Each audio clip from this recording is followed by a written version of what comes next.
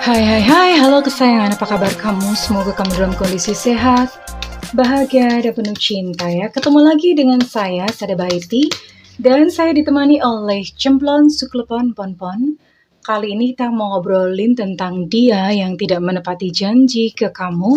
Sebenarnya ada apa sih gitu ya?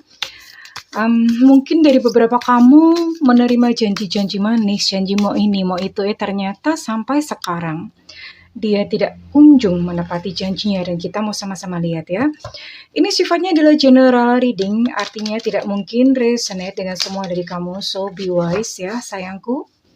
Be smart and be wise, bijaksana menyikapinya. Dan thank you buat kamu yang udah like, subscribe, dan komennya sayangku. Oke, aku mau doa khusus buat kamu. Oke, tarik nafas. Aku mengambil energi bulan, aku mengambil energi matahari, aku mengambil energi semesta. Buat kamu yang sudah memberikan energi positif untuk channel ini, kiranya kepada kamu diberikan kedamaian, diberikan ketenangan batin, diberikan kebeningan diri, sehingga apapun yang menjadi persoalan di dalam kehidupanmu saat ini, kamu bisa melihat solusinya dengan jernih. Oke, yang mengalami persoalan di dalam percintaan disembuhkan, yang mengalami persoalan di dalam finansial disembuhkan, yang mengalami persoalan di bidang kesehatan disembuhkan. Oke, terima ya. Dan yang belum subscribe ditungguin, karena dengan subscribe kita akan lebih mudah untuk terkoneksi ya.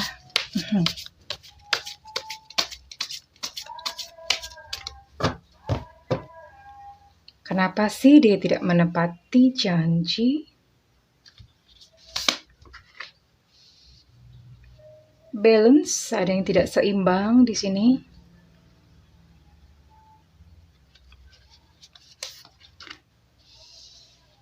Hilarion. Oh. Wow. Ini agak a little bit spooky gitu. Gini aja. Eight of Roses.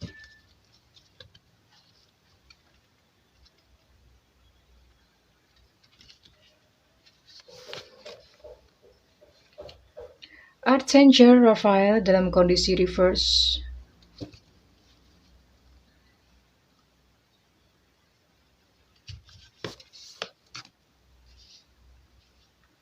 Setting your course. Three of Scroll. Oke, let's see. Oke, ini menarik banget ya. Kenapa dia tidak menepati janji kepada kamu? Seven of Forces, balance. Dalam kondisi reverse ini ada satu kondisi yang tidak seimbang. Dan sepertinya kamu adalah pihak yang tidak adili. Gimana sih bahasanya? Kamu adalah pihak yang dirugikan. Kamu adalah pihak yang diabaikan. Kalau misalnya ini, saya lihat ini mungkin ada energi third party, ya, atau apa. Tapi sepertinya, ya bisa jadi ya.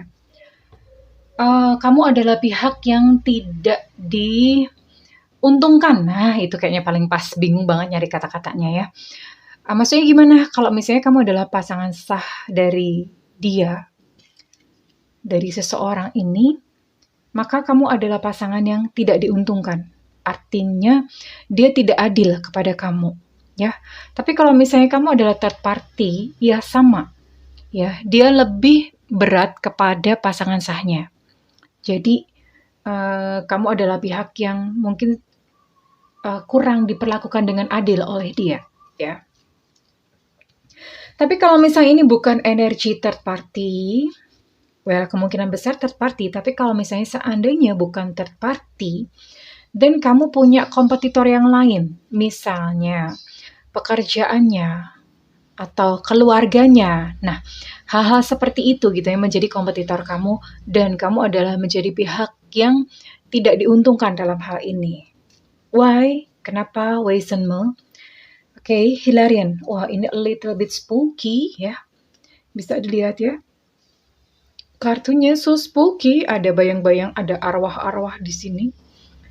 Iya, ini a little bit spooky karena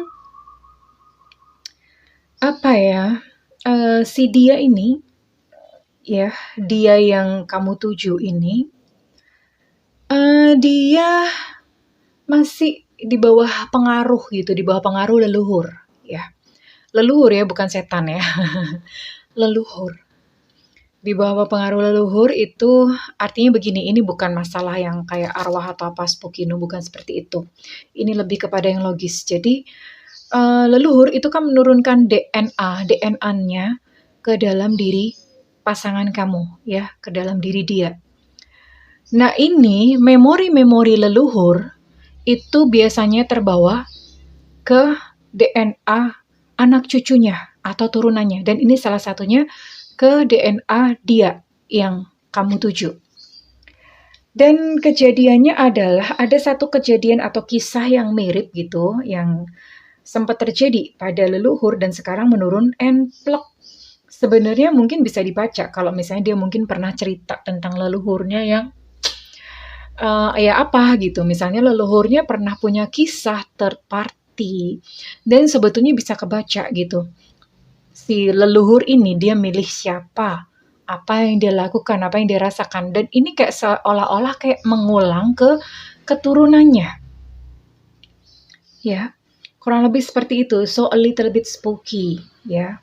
Tapi bukan bisikan, bukan, no, tidak seperti itu kerjanya. Semua bisa dijelaskan secara sains, bisa dijelaskan secara logis, karena ada DNA dari leluhur yang terbawa ya sampai ke anak turunannya. Oke, that's why ada istilah kaya raya 7 turunan, 7 tanjak, itu kan saya ya. Kaya raya 7 turunan, miskinnya pun 7 turunan. Kenapa? Karena ada DNA di situ ya. Ada DNA. Bukan takdir, DNA bukan takdir. DNA itu adalah kayak semacam pembawaan atau bibit. Kamu jadi lebih gampang. Kalau misalnya ada keturunan orang kaya atau istilahnya, kalau bahasa Jawa tuh ada istilahnya balung gajah. Nah itu biasanya keturunannya misalnya pun miskin atau jatuh miskin, dia akan cepat untuk kembali kaya. Nah itu hanya intermezzo aja ya, kita kembali ke laptop, oke? Okay?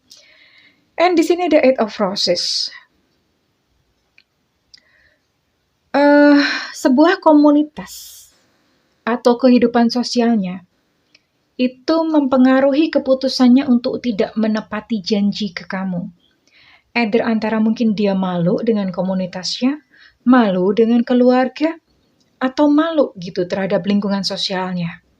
Kalau misalnya dia menepati janji ke kamu, itu akan ada suara-suara miring yang akan dia dapatkan dari komunitasnya. Dan yang jelas ini memang ada gangguan emosional atau gangguan fisik, ini bisa dua-duanya, bisa salah satu. Gangguan emosional atau gangguan fisik yang ada pada dia. Kalau misalnya itu gangguan emosional, memang secara emosional dia nggak stabil ya. Secara itu bisa mungkin terbaca dari perilakunya yang kurang bertanggung jawab. Terbaca oleh perilakunya yang sukanya cuma ngomong manis doang gitu, tapi giliran dimintain pertanggungjawaban, dia lari atau dia bungkam. Dia berdalih macam-macam, ya. Bisa seperti itu. And then di sini ada Three of Scrolls. Nah, Three of Scrolls sebetulnya dia yang kamu tuju itu pandangannya itu jauh ke depan. Dia memikirkan ke depannya gimana ya gitu maksudnya. Kalau misalnya ke depannya dia memenuhi janjinya kepada kamu dan dia merasakan ada kekhawatiran-kekhawatiran akan omongan orang, akan resiko-resikonya, dia mikir banyak banget dan itu menjadi pertimbangan dia. Oke. Saya akan coba gali lagi lebih lanjut ada apa ya.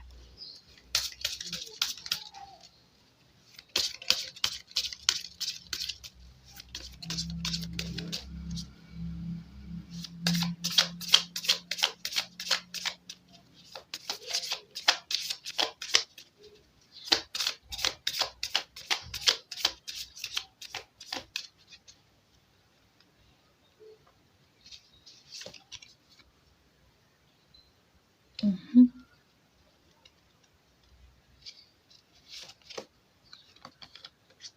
I see clouds. Ada kebingungan di sini.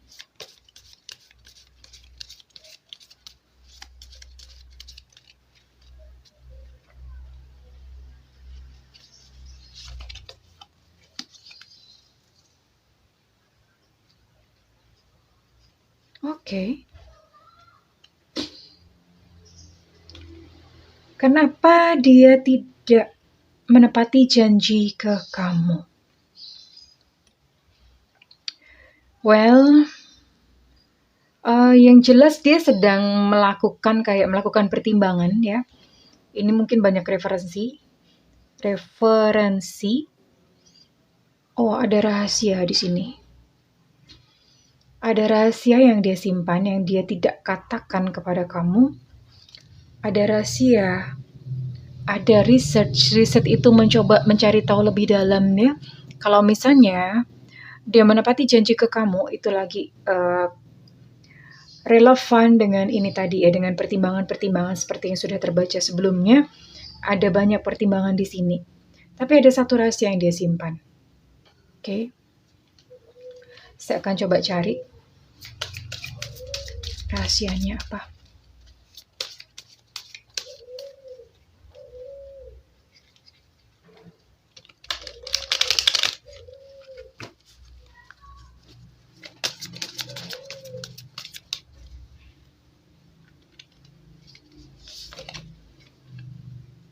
Oh my God.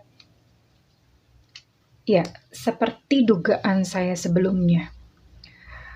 Ada energi third party di sini ya. Energi third party, ada keterlibatan third party, so ini yang dirahasiakan. Kalau misalnya kamu adalah pasangan sahnya, maka dia punya third party atau seseorang yang lain. Tapi kalau misalnya kamu adalah orang ketiga atau kamu adalah pihak pihak ketiga dalam kehidupan pasangan kamu ini, and then ada sesuatu kejadian atau sesuatu kesepakatan dengan pasangan sahnya itu yang dia tidak katakan kepada kamu, hanya sekedar untuk menjaga perasaan kamu atau menghibur kamu saja. Ya, clouds, ada kebingungan, ya, depresi, even ada ketidakpastian di sini. Dan ini dia tidak mau keluar dari situasi clouds ini. Kenapa? Karena sebetulnya dia bingung. Dia bingung banget. Kemudian ada tower. Ada pertimbangan pekerjaan. Dia mempertimbangkan kalau misalnya dia menepati janji ke kamu, itu dia khawatir kalau misalnya pekerjaannya terganggu. Khawatir kalau misalnya penghasilannya mengalami satu efek atau mengalami satu impact gitu ya, berimpact ke penghasilannya.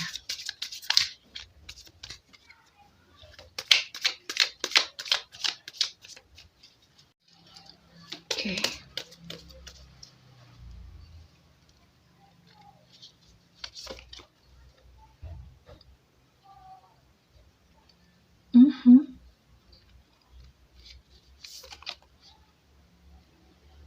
Oh, I see.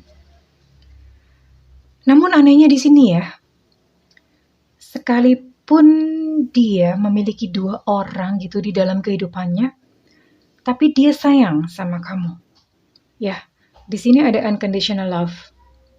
Dia sayang kepada kamu. Kalau misalnya kamu adalah pasangan sahnya, dia sayang kedua-duanya. Oke? Healing heart. Nah, ini juga menarik. Karena ternyata dia ingin bebas dari hubungan third party seperti ini. Kalau misalnya kamu adalah pihak ketiga, dia ingin melepaskan diri dari kamu, sekalipun dia sayang sama kamu, ya. Tapi kalau misalnya kamu adalah pasangan sah, nah ini dia. Kalau misalnya kamu adalah pasangan sahnya, sebetulnya dia pun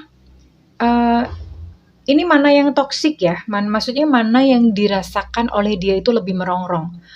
Kalau misalnya pasangan sahnya yang lebih merongrong, maka dia pengen melepaskan. Namun kalau misalnya third party atau orang ketiga yang lebih merongrong perasaannya, maka dia ingin melepaskan. Jadi dia pengen melepaskan energi atau seseorang yang membuat bebannya itu berat gitu loh. Seseorang yang membuat beban emosinya itu berat, itu yang pengen dia lepaskan. Entah either third party-nya atau pasangan sahnya yang berlaku demikian. Oke, saya mau gali lebih lanjut.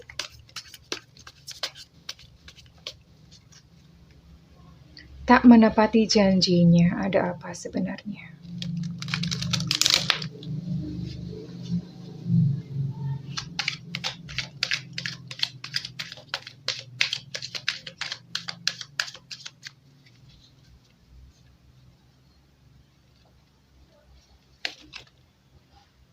King of Swords.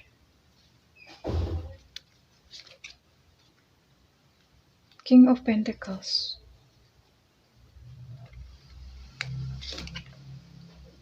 Strength.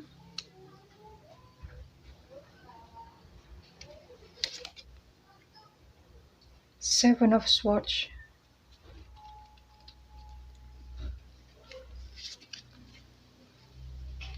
Six of Wands.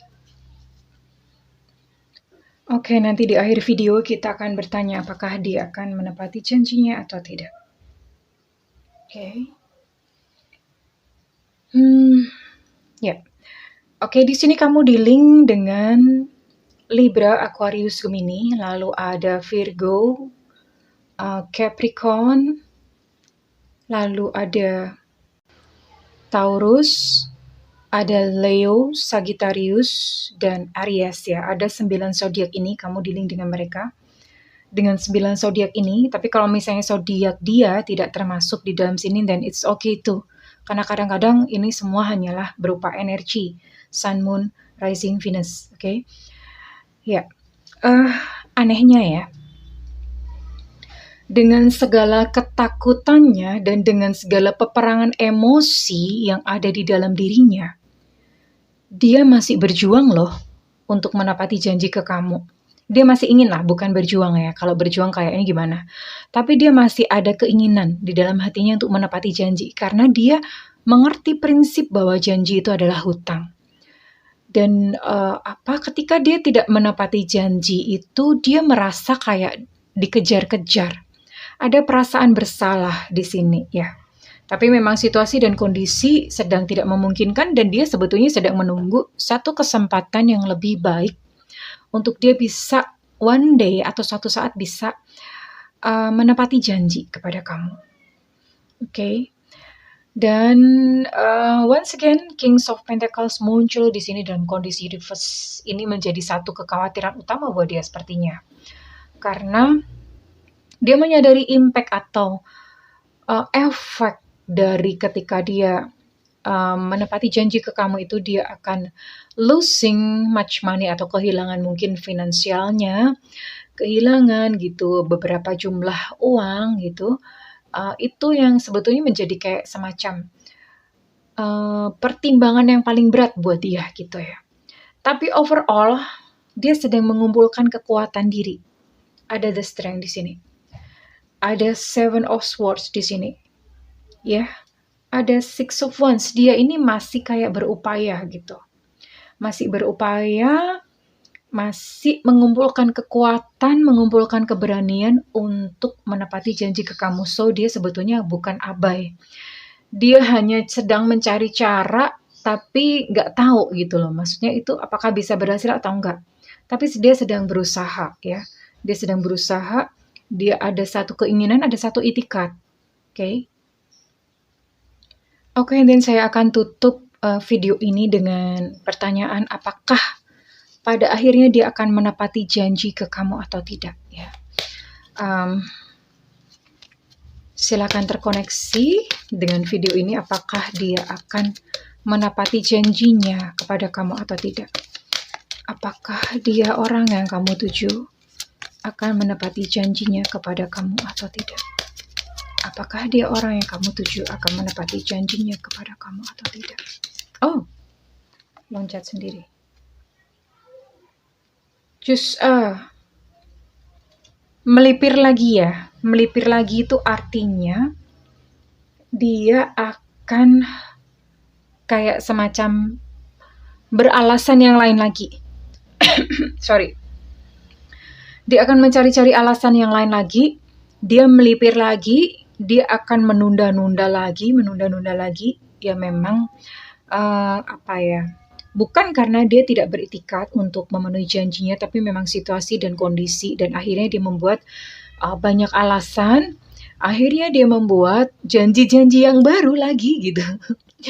Janji-janji yang baru yang nggak tahu entah itu pun juga bisa ditepati atau tidak. Tapi overall dalam jangka panjang ini dia memang effort atau berusaha, tapi janjinya itu tidak kunjung mewujud atau tidak kunjung terlaksana sekalipun dia berusaha.